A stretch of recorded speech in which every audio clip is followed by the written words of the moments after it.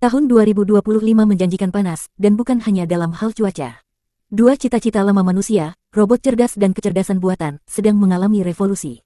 Peristiwa apa saja yang membuat gelombang tersebut bergulir, dan apa yang bisa kita harapkan di tahun 2025?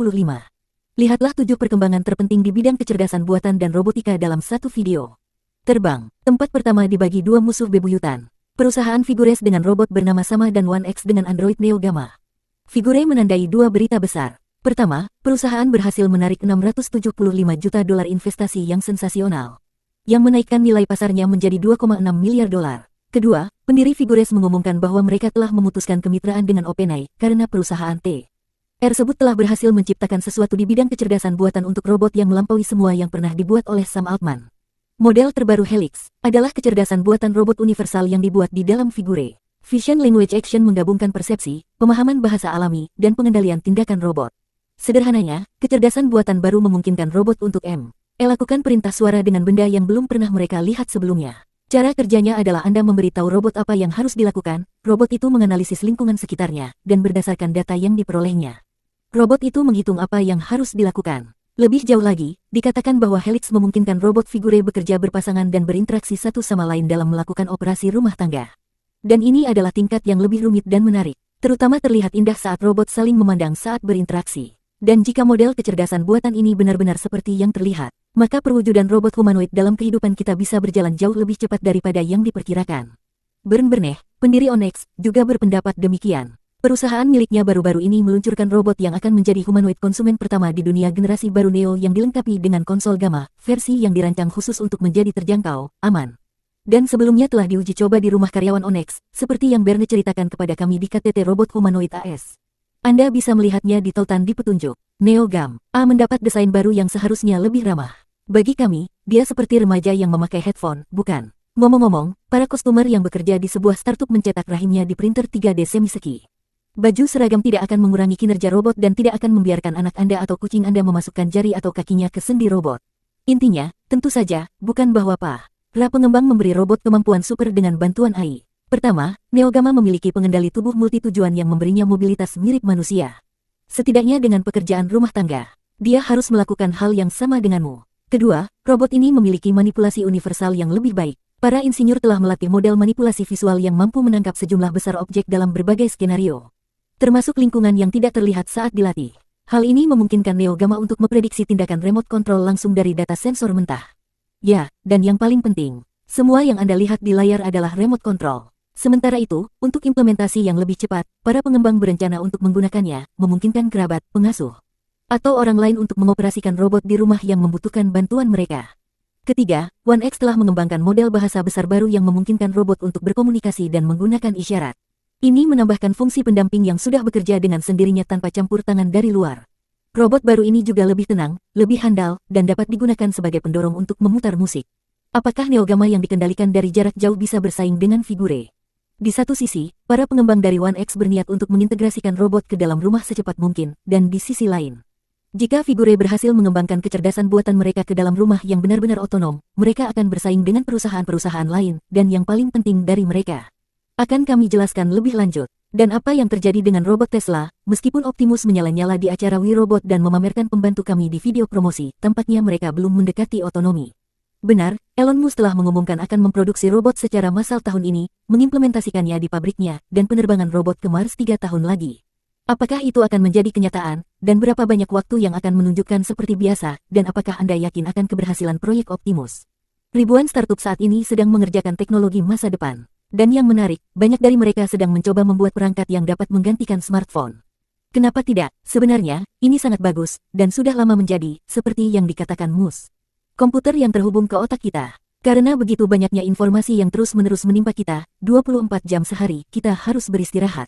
Dan salah satu solusi terbaik adalah dengan menjelajahi dunia baru yang diberikan oleh buku-buku. Dan jika versi kertas tidak selalu nyaman untuk dibawa-bawa, perangkat sederhana dan fungsional seperti reader selalu tersedia.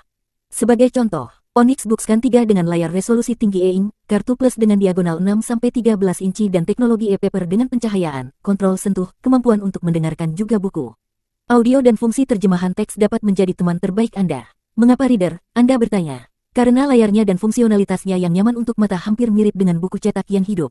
Tambahkan ke hal ini lampu baca di tempat gelap yang tidak menyakiti mata, dan kemampuan reader untuk menyimpan daya sampai berminggu-minggu, yang sangat berguna saat bepergian dan sebagainya.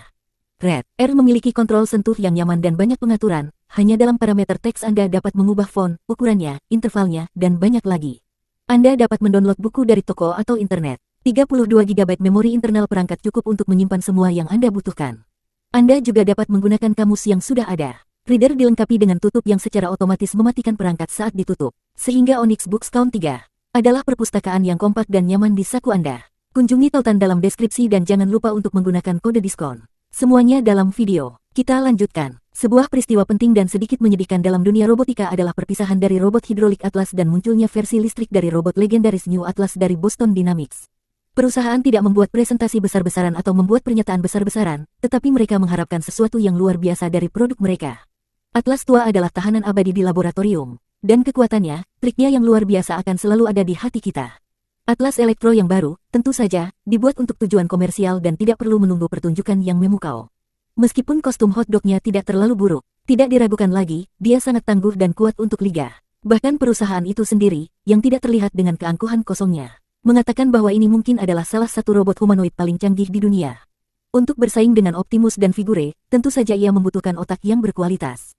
Dan baru-baru ini, Boston Dynamics membuat perjanjian dengan Robotics and AI Institute untuk mengembangkannya. Yang menarik adalah bahwa mitra baru berasal dari Boston Dynamics sendiri dan dipimpin oleh pendiri perusahaan Boston Mark Ribert. Tapi karena secara resmi mereka adalah dua organisasi yang berbeda, mereka hanya dapat bekerja sama dalam perjanjian. Akibatnya, Atlas baru harus memiliki kemampuan belajar yang canggih tanpa pemrograman sebelumnya dan keterampilan manipulasi tangan yang terampil. Kita tahu bahwa RAI akan melalui proses pembelajaran mesin yang panjang dan sulit dengan penguatan. Dan juga bekerja pada efisiensi transfer tindakan dari lingkungan yang dimodelkan ke lingkungan yang nyata.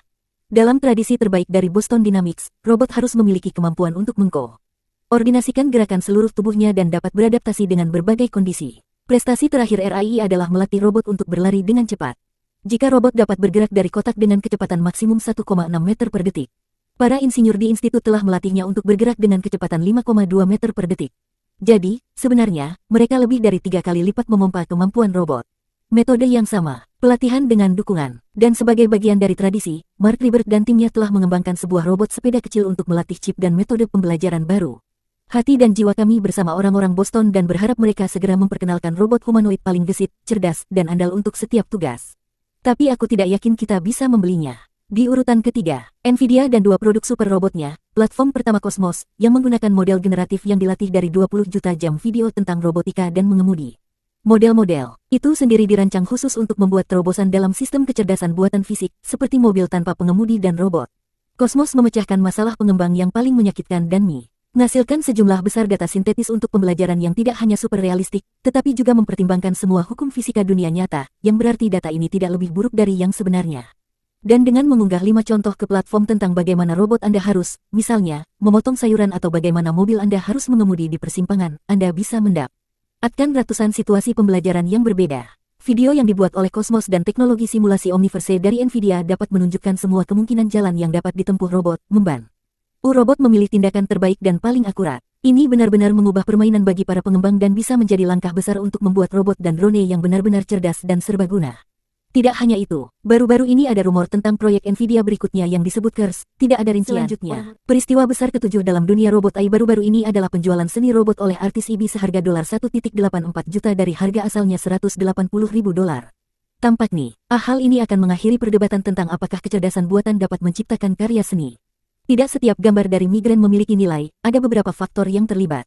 Pertama, lukisan itu dibuat dengan tangan robot, bukan hanya dibuat di komputer. Kedua, karya itu dibuat berdasarkan konsep yang telah dikembangkan. Dewa kecerdasan buatan menggambarkan pelopor komputer dan kriptoanalisis Alan Turing. Dengan nada dan ketidakjelasan gambar melambangkan kesulitan yang dihadapi dunia dalam mencoba mengendalikan kecerdasan buatan.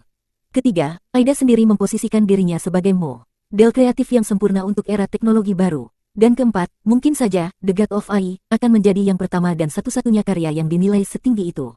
Apa yang Anda pikirkan tentang seni, kecerdasan buatan, dan masa depan robot cerdas? Tulis di komentar, ikuti saluran kami, dan ikuti berita terbaru dari dunia teknologi.